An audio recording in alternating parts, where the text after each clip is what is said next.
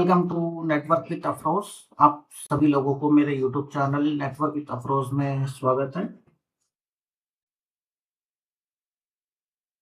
जैसे कि इस अभी जो मैं ये स्लाइड आप लोगों को दिखाने वाला हूँ, तो मैंने इसको 5 टॉपिक में डिवाइड किया हुआ है।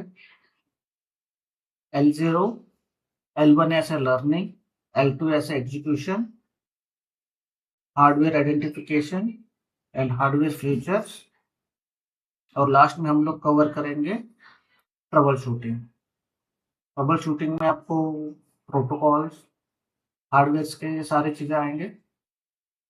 होप ये वीडियो आप लोग पूरा देखिए, तो आपको समझ में आएगा कि मैं क्या चीज़ों को ऐड कर रहा हूँ और किस तरीके से उन चीज़ों पे हम लोग एक्सप्लेन करेंगे या तो उसको किस तरीके से कवर करेंगे।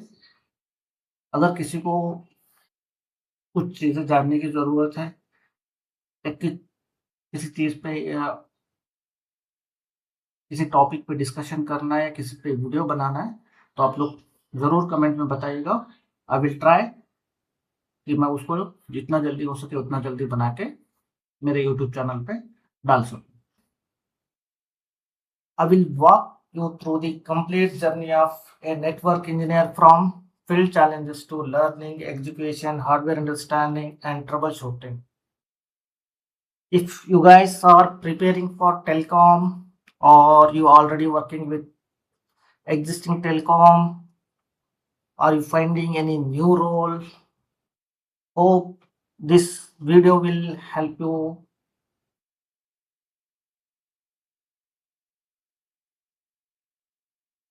Let's start from L0.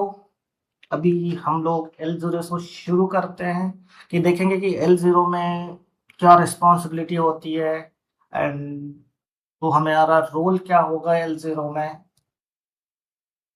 Right.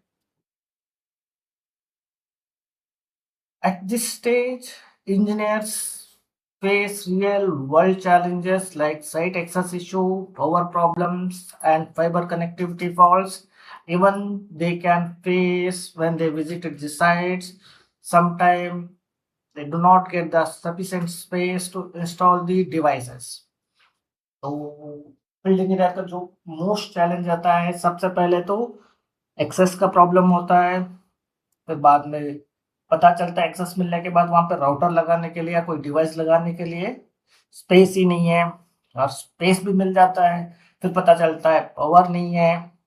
फिर राउटर ऑन भी हो जाता है, फिर बाद में पता चलता है कि वहाँ पे फाइबर कनेक्टिविटी ही नहीं है। तो ये सारे चैलेंजेस फील्ड इंजीनियर के लिए बहुत बड़े चैलेंजेस होते हैं। और कई बार ऐसा भी होता है कि प्रॉपर उनके पास टूल नहीं होता है, प्रॉपर सपोर्ट नहीं होता है, कोऑर्डिनेशंस में प्रॉब्लम होती है, मिसकम्युनिकेशन होना। These are things also L1 engineer will facing big issues.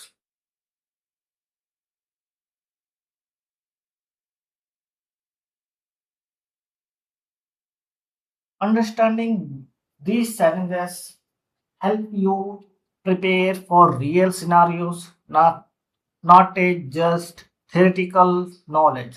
ये सिर्फ आप लोगों को एक थियरी से या कहीं से पढ़ने से समझ में नहीं आता जब तक आप ग्राउंड में उतरोगे नहीं, जब तक इस चैलेंजेस देखोगे नहीं।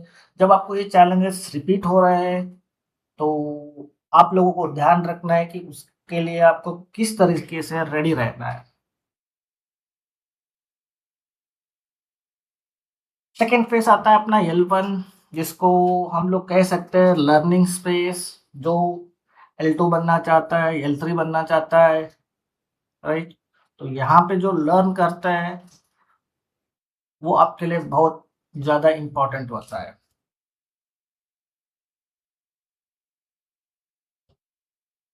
यहाँ पे आपको क्या लर्न करना है, what are the those things you have to learn here. So first you have to understand the basic CLIs, show CLIs, and what is the meaning of those CLIs. आपको ये सारी चीज़ें समझना बहुत ज़रूरी है। इसमें आपको मोस्ट इम्पोर्टेंट है कि मैं क्या कमांड चला रहा हूँ, उससे क्या मेरे को आउटपुट मिलेगा, राइट? ये आपको यहाँ पे लर्न करना बहुत ज़्यादा इम्पोर्टेंट है।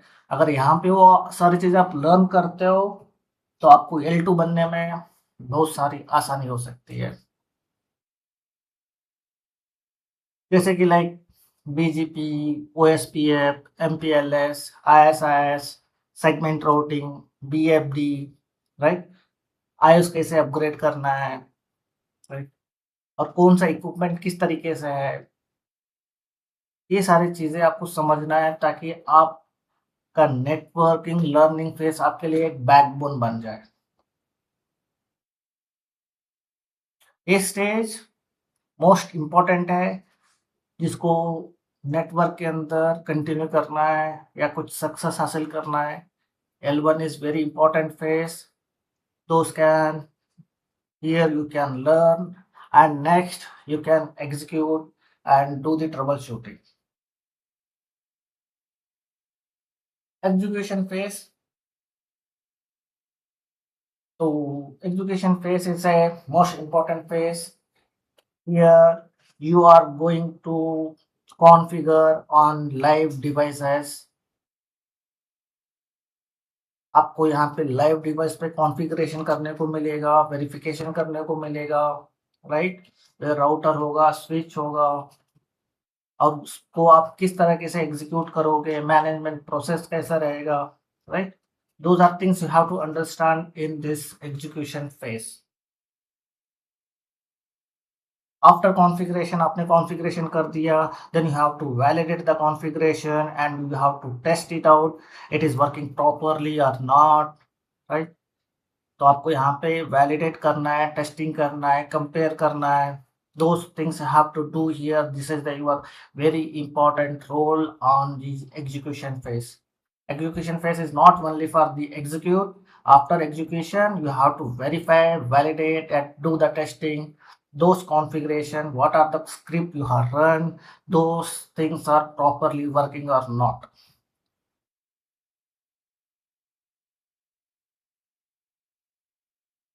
ये आपको सारा चीज रियल नेटवर्क में करना होता है। So please be aware the topologies. आपको सबसे पहले टोपोलॉजी पता होना चाहिए कि आप किस टोपोलॉजी में क्या अप्लाई कर रहे हो, उसके बाद उसका इफेक्ट कैसे होगा, उसका आउटपुट क्या होगा, राइट? अगर आपको इनकेस इश्यू आता है, अगर उसकी ट्रबल शूटिंग कर पा रहे हो, नहीं कर पा रहे हो, इश्यू रिजॉल्व नहीं हो रहा है, तो उसको किस तरीके से रोल बैक करना है, प्लानिंग, इनिशियल प्लान क्या होना चाहिए, एग्जीक्यूशन और क्लोजिंग, तो वो क्लोजिंग किस तरीके से करोगे।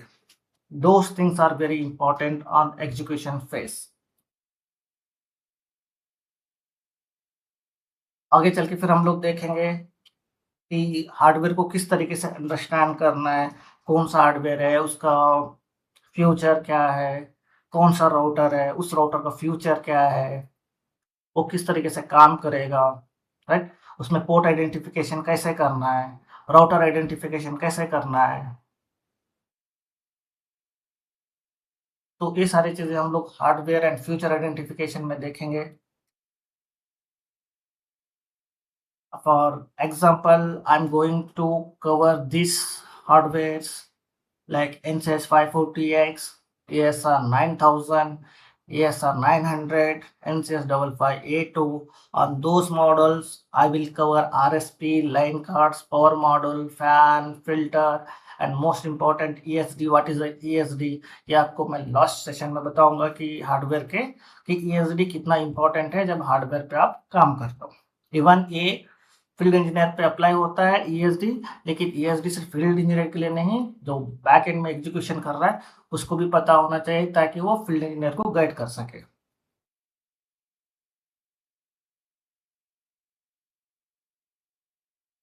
क्योंकि डिफरेंट टाइप ऑफ कार्ड्स होते हैं, पोर्ट्स होते हैं, और उसका एलईडी स्टेटस किस तरीके से इंडिकेट करता है, कौन सा एलईडी का क्या स्टेटस होता है, right?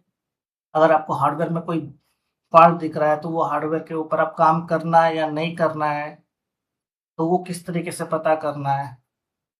We will cover on this in this chapter we will cover how do we identify alarms, if any critical alarms on hardware, can we perform the activity or not, we will learn in this chapter.